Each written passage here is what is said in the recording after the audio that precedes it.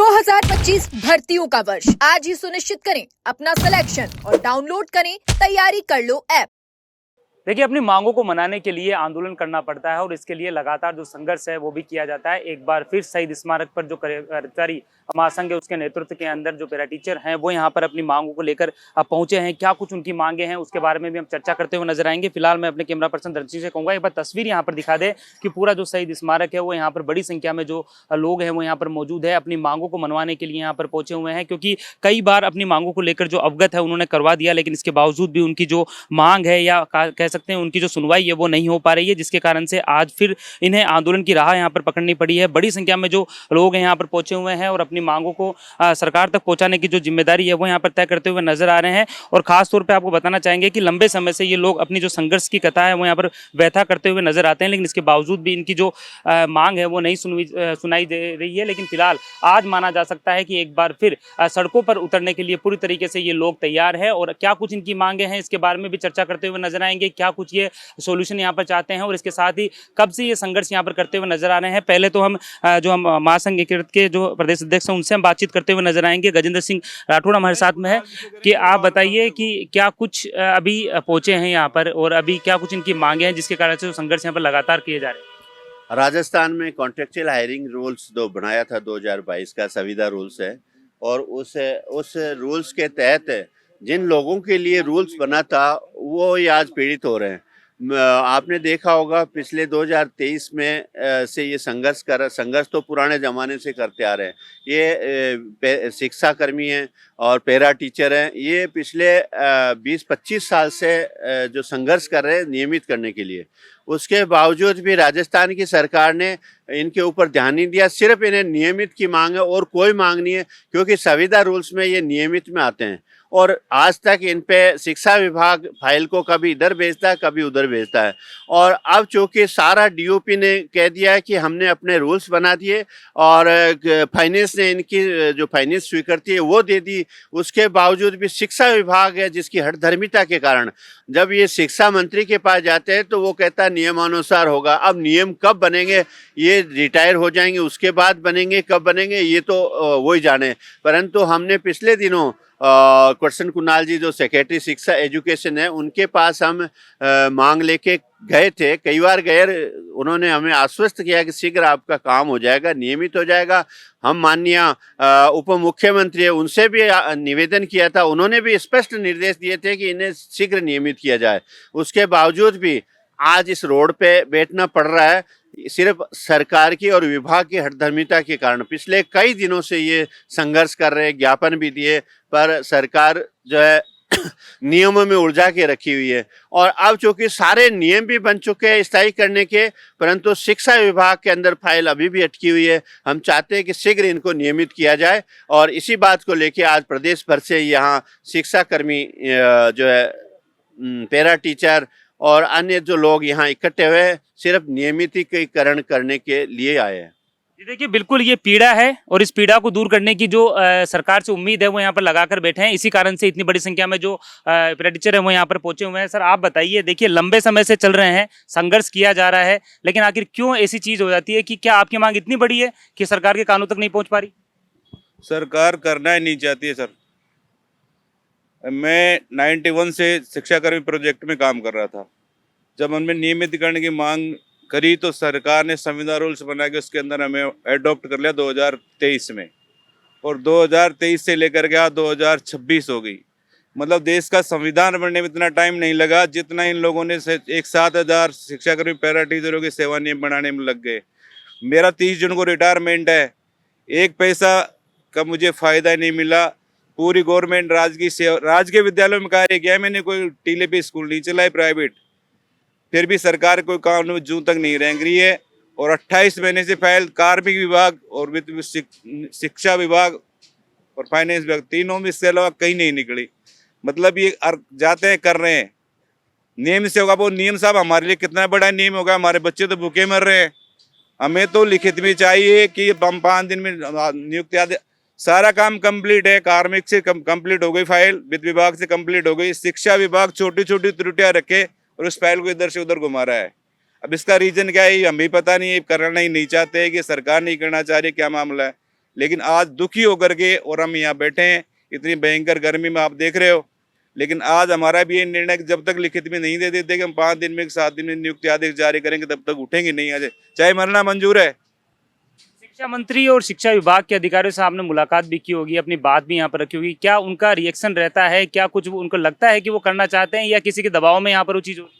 Sir, शिक्षा मंत्री से मिले, शिक्षा मंत्री जी ये कहते हैं नियम अनुसार कार्य होगा। साहब, वो नियम कब लागू होंगे मुझे पता, रिटायरमेंट हो रहा, वो नियम मेरे मरने के बाद लागू होंगे क्या? नियम कब तक?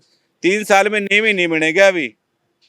और अधिकारी कहते हैं हो रहा है, आपका हो रहा है, चल रही है, फाइल चलेगी कितनी? 3 साल तो इसको चलते चलते हमारे कम से कम 200-400 लोग रिटायरमेंट लेके रोते हुए घर गए बेचारे, लेकिन सरकार को गुज्जू ही नहीं रेंग रही है। और जाते हैं हो रहा है, तुम्हारा हो कब रहा है? कोई अंतिम समय तो होगा उसका। देखिए, बिल्कुल ये दर्द है, जो दर्द आज इस अनशन पे, इस धरने पे, इस प्रदर्शन पे यहाँ पर अपनी जो आवाज यहाँ पर बोलता हुआ नजर आ रहा है। इनकी मांग है कि पूरी तरीके से इनका जो दर्द है उसको यहाँ पर सरकार सुने। और भी कुछ लोग हैं, उनसे भी हम बातचीत यहाँ पर करते हुए नजर आएंगे। हाँ सर, बताइए। सरकार ने एसओपी जारी करी थी सर, और 28 दिसंबर 2024 को नियुक्ति देने की बात हुई थी, जो आज जून 25 हो गई, 7 महीने हो गए। 7 महीने में इन्होंने आज तक नियुक्ति नहीं दी। हमें बस इधर से उधर घुमाया जा रहा है, गुमराह किया जा रहा है, इसके अलावा कोई रिजल्ट 1% भी नहीं है सरकार का। सर, नियमितीकरण के नाम पर फाइल को इधर इधर घुमाया जा रहा है केवल। और सरकार ने कहा था कि भाई 15 वर्ष वालों को हम नियमित करेंगे। सर, हम तो 35-35, 40-40 साल से काम कर रहे हैं। हमारा नियमितीकरण तो अब तक हो जाना चाहिए था, लेकिन बस अधिकारी गुमराह कर रहे हैं या सरकार गुमराह कर रही है, पता नहीं मामला कहाँ अटका हुआ है। शिक्षा मंत्री जी के, मैं गृह जिले से आता हूँ, 12 से। शिक्षा मंत्री जी से हमने कई बार मुलाकात की। शिक्षा मंत्री जी कहते तो हैं कि हाँ, मैं आपका काम करवा रहा हूँ, आपका काम हो रहा है, मेरे पे विश्वास रखिए। सर, कहाँ तक विश्वास रखें? विश्वास की भी सीमा होती है। इसलिए हमारे तो रोजाना एक एक करके साथी जा रहे हैं। सब आप देख रहे हो, इनकी ये स्थिति है, रिटायर्ड के कगार पर है। मैं शिक्षा मंत्री जी से और मुख्यमंत्री जी से यही निवेदन करता हूँ कि भाई आप बड़े हृदय वाले हैं और हमारी पीड़ा को समझते हुए अति शीघ्र नियमितीकरण का कार्य पूरा करवाएं, माननीय मुख्यमंत्री जी और शिक्षा मंत्री जी। देखिए, ये अपनी जो बात है वो यहाँ पर रखते हुए नजर आ रहे हैं, क्योंकि देखिए मुलाकात का जो दौर है वो काफी लंबे समय तक चला, लेकिन मुलाकात के बाद में इनकी जो मांग है वो धरी की धरी रह गई। उसके बाद में कोई सुनवाई है, कोई बातचीत है, उसके बारे में नहीं हो पाई है। सर, आप क्या कुछ कहेंगे? देखिए, कहते हैं कि जब आदमी परेशान होता है उसके बाद में आंदोलन की जो राह है वो यहाँ पर पकड़ता हुआ नजर आता है। और आज इतनी बड़ी संख्या में जो लोग यहाँ पर पहुंचे हुए हैं अपनी मांगों को लेकर, क्या कुछ कहना चाहेंगे? क्या कुछ बातें हुई है? क्या आपको लगता है कि कहीं ना कोई कमी रह गई, या कोई कमी रहेगी तो आप उसे पूरा भी कर सकते? जी सर, कमी यही है क्योंकि हमारे व्यक्ति है जो प्रतिदिन जा रहे हैं। जो हमारे वर्तमान के जो शिक्षा मंत्री जी हैं, ये हमारे गृह जिले से मेरे से 3 किलोमीटर दूर है और व्यक्तिगत इनसे पहचान भी है। तो इनका एक भतीजा था, वो भी है ना, जो अभी 2-3 महीने पहले वो एक्सपायर हो चुका है और वो हमारी परियोजना में वहाँ कार्यरत था। वो भतीजा भी इनसे कहते कहते वो मर ही गया, स्वर्ग में भगवान के पास में पहुंच गया। लेकिन इनके कोई जू नहीं रेंग रही है शिक्षा मंत्री जी के। और जब हम इनके पास में जाते हैं तो हमारे को केवल बस चल, मैं तुम्हारा काम कर रहा हूँ, काम होगा, मेरे पे विश्वास रखो। लेकिन विश्वास कब रखें? आज हमारे जो प्रदेशाध्यक्ष है उनका केवल 12 दिन बाकी है शेष, रिटायरमेंट होने में केवल 12 दिन बाकी है। वो व्यक्ति यहाँ धरना दे रहा है आज। तो ये सरकार को, हमारे जो संवेदनशील मुख्यमंत्री जी हैं और हम सब ने मिलकर उनको बनाया है यहाँ पर, तो उनको ये सोचना चाहिए कि 30-35 साल से जो बुजुर्ग व्यक्ति हर महीने 5 या 10 व्यक्ति जा रहे हैं, तो इनको क्यों नहीं परमानेंट किया जाए? और वो भीड़ इकट्ठी कर रहे हैं, 1,10,000 है, 1,10,000, 1,10,000 कहाँ है? हमारे केवल 7,000 व्यक्ति हैं पैरा टीचर शिक्षा कर्मी जो आपके दायरे में आ रहे हैं। बाकी ये भीड़ आपके दायरे में नहीं आ रही है वर्तमान में। तो हमारा तो ये निवेदन है कि या तो हमारे को 4 या 5 दिन में कोई लिखित में लेटर दे और हमारे को परमानेंट करे, नहीं तो हम यहाँ से तभी उठेंगे या मर के उठेंगे। बस यही निवेदन है हमारा। तो देखिए बिल्कुल जो समय है वो धीरे धीरे निकलता हुआ नजर आ रहा है। जिस तरीके से जो ये लोग हैं ये बताते हुए नजर आ रहे हैं कि इनका रिटायरमेंट तक पास में आ चुका है, लेकिन अभी तक इनकी जो मांग है वो नहीं मानी गई है और अभी तक इनकी जो नियमितीकरण की जो बात है वो यहाँ पर बिल्कुल धरी की धरी रह गई है। ऐसे में जरूरत है कि शिक्षा मंत्री या मुख्यमंत्री इनकी बातों को सुने और कहीं ना कहीं इनकी बातों को लेकर जो मुहर है वो लगाते हुए नजर आए। देखिए अभी खास तौर पे बता रहे हैं कि गृह जिले से भी आते हैं। अब गृह जिले से आने के बावजूद भी अगर सुनवाई नहीं हो रही है तो ऐसे में तो बाहर के जो लोग हैं उनकी भी सुनवाई कम ही होगी। सर ऐसा है 35 संविदा कर्मी सरकारें, हम किसी सरकार के खिलाफ नहीं, सरकार सभी ऐसी बराबर हैं। 30-35 साल को संविदा कर्मी की नौकरी थोड़ी होती है। संविदा कर्मी में लोग किस लिए आते हैं कि हमारा 10 साल में 15 साल में हमारा भविष्य सुरक्षित होगा, हमारे बच्चे सुरक्षित होंगे। और 30 साल नौकरी करने के बाद खाली हाथ घर जा रहे हैं, न उनको बच्चों को बेनिफिट मिलता है। और बहुत से लोग स्वर्गसिधार के स्वर्गवास हो गया, न उनके बच्चों को कोई बेनिफिट मिला है, न कोई अनुकंपा नियुक्ति है, और खाली पेट उनके बच्चे भूखे सोते हैं। तो संविदा कर्मी की एक नौकरी है, उसका कोई एक समय सीमा तो होनी चाहिए ना, 10 साल 15 साल। तो संविदा रूल्स 2022 सरकार ने बनाए कि जिनके 15 साल या 9 साल बाद में 2 साल की छूट दी, ये सभी जो बैठे शिक्षा कर्मी और पैरा टीचर सब 15 साल से ऊपर है। किसी के 25 साल है, किसी के 30 साल है। और 2022 में सरकार नियम बनाए, सरकार चेंज हो गई, कहाँ बीच में रह गया। अभी सरकार ने एसओपी जारी की, एसओपी जारी हुए 6-7 महीने हो गए। फाइलें कभी शिक्षा विभाग, कभी वित्त विभाग, कभी विधि विभाग चक्कर काटती रहती है। और आजकल तो मीडिया का जीमेल आईडी का सिस्टम है, पहले वाला सिस्टम नहीं है कि पत्र विभाग से जाएगी फाइल जाएगी। अब तो तुरंत काम हो जाता है। ये तो मतलब चक्कर लगाने वाली बात हो गई कि बोले कि कब फाइल उधर गई हुई है, उधर से सब होगा, उसके बाद में आगे गई। 6 महीने हो गए सर, हाँ 6 महीने हो गए, रोज चक्कर काटते हैं। हमारे पास जेब में किराया भी नहीं हो तो तनख्वाह में सरकार 10-15 हज़ार रुपये देती है, हमारे चूल्हे का खर्चा भी नहीं चलता महीने का। कितना इस आज़ाद देश में आज भी लोग गुलाम हैं। नेता मंत्री IPS IAS इनका निजी 15-20 हज़ार में इनका घर कैसे चलता होगा? खुद का खर्चा 15 हज़ार से नहीं चलता है, एक फोन का खर्चा नहीं चलता है मंत्रियों का, नेताओं का, अधिकारियों का।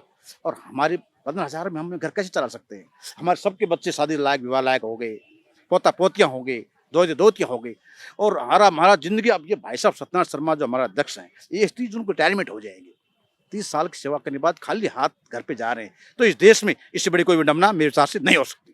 धन्यवाद। देखिए बिल्कुल ये विडंबना की जो बात है वो यहाँ पर कहते हुए नजर आ रहे हैं और खासतौर पे बता रहे हैं कि इतनी साल की जो नौकरी अगर कर ली जाती है तो उसके बाद में भी कोई ना कोई तो सुध ले ही लेता है। ऐसे में विभाग, जो शिक्षा विभाग के जो अधिकारी हैं, चाहे मंत्री हो, उनके पास में भी इनकी जो बात है, इनकी गुहार है वो पहुँचनी चाहिए, क्योंकि इनकी जो मांग है जिस तरीके से बता रहे हैं कि वाजिब है, अगर हमने मेहनत की है तो उसका फल जरूर मिलना भी चाहिए। अगर फल नहीं मिलता है तो ये जो इतने लंबे वक्त का जो समय इन्होंने काम यहाँ पर किया है वो कहीं ना कहीं इनकी मानसिकता के ऊपर भी असर डालता हुआ नजर आता है। सर आप क्या कहेंगे, किस तरीके से देखिए संघर्ष तो जारी रहता ही है, नियम भी बन चुके हैं नियमितीकरण को लेकर जिस तरीके से आप लोग बता रहे हो, लेकिन इसके बावजूद भी आपको आखिर आज इस तरीके से भरी दोपहरी के अंदर, इस टेम्परेचर के अंदर यहाँ पर बैठने को मजबूर होना पड़ा? सर शिक्षा कर्मी 1984 से और राजीव गांधी पैरा टीचर 1999 से कार्यरत हैं।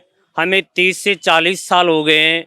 सभी लोग जिनकी सामाजिक सुरक्षा की गारंटी सरकार नहीं ले रही है, अब हम सब खाली हाथ लौट रहे हैं। सरकार द्वारा एसओपियाँ जारी कर दी गई है, उसके बावजूद भी मतलब विडंबना का विषय है। ब्यूरोक्रेट्स की हठधर्मिता माने या सरकार की माने, हमें बार बार हम सभी मापदंड सरकार के पूरे कर रहे हैं। सरकार जो संविदा रूल्स 2022 बनाई है उसके बिंदु संख्या 20 के अनुसार राजीव गांधी पैरा टीचर्स और शिक्षा कर्मी सभी जो सरकार के मापदंड है नियमितीकरण हेतु, वो सारे मापदंड पूर्ण करने के बाद भी हमारे को इस पाले से उस पाले में ब्यूरोक्रेट्स का भी कहता है कि सरकार ने हमें हरी झंडी नहीं दी है, सरकार कहती है कि हमने ब्यूरोक्रेट्स को बोल दिया है। तो हमारा एक तरह से फुटबॉल बनाया हुआ है, हमें नियमितीकरण नहीं किया जा रहा है और हम वर्तमान में खून के आंसू रो रहा है संविदा कर्मी, जो मतलब इनकी सामाजिक सुरक्षा की गारंटी आज किसकी है? हमारे बच्चे, हम जैसे जवान हो गए हैं जिनकी शादी विवाह के लिए